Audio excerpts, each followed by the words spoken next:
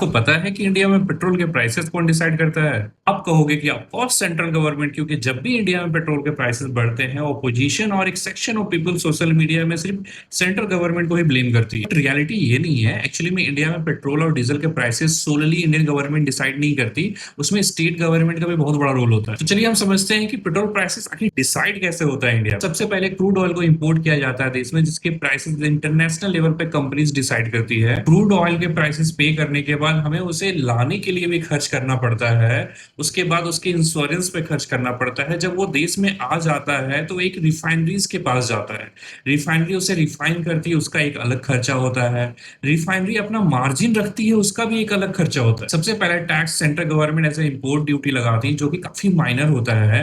उसके बाद central government एक एक्साइज ड्यूटी लगाती है जो कि 20 से 30 रुपए अराउंड होता है। उसके बाद ये सारे पेट्रोल एंड डीजल स्टेट्स को ट्रांसपोर्ट कर दिए जाते हैं। उसमें दो चीजें ऐड हो जाती है।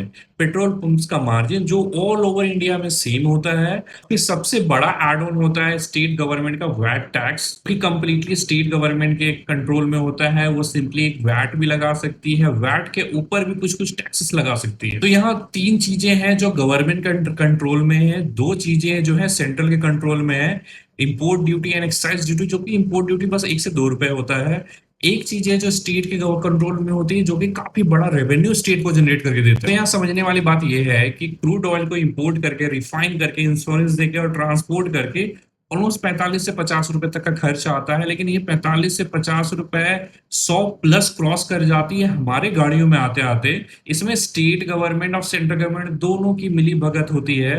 तो नेक्स्ट टाइम अगर देश में पेट्रोल के प्राइसेस बढ़े तो आपको पता होगा कि किसे ब्लेम करना है।